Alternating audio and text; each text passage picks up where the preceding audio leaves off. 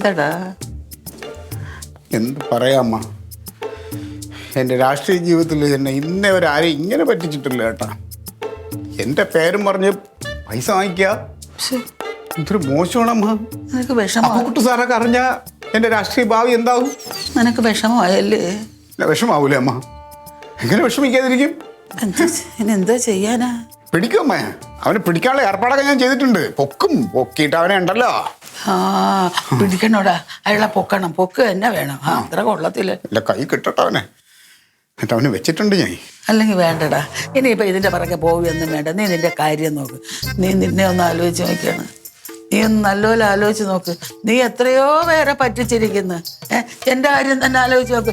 തൈലം വാങ്ങിക്കാനും കുഴമ്പ് വാങ്ങിക്കാനും അങ്ങോട്ട് പോകാനും ഇങ്ങോട്ട് പോകാനും കടമായിട്ട് ഇടമായിട്ട് എത്രമാത്രം പൈസ നീ എൻ്റെ നിന്ന് വാങ്ങിച്ച് എല്ലാം തന്നിട്ടുണ്ടോ? ഒട്ട് സാരമില്ല.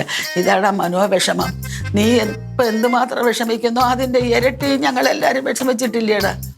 സാരമില്ല കേട്ടാ.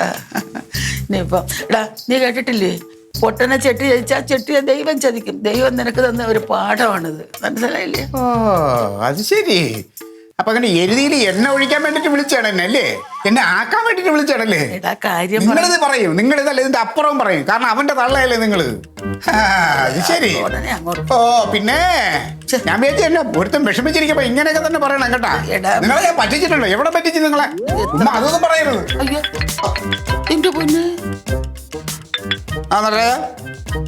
കിട്ടിയാ വിടരുത്. അവിടെ പിടിച്ചെടുത്തിക്കോ. ഞാൻ എന്താ പറഞ്ഞു? നിറയെ പിടിച്ചു വെച്ചോ. ആരെങ്കിലും വേണം സഹായത്തിന് വിളിച്ചോ. ഞാൻ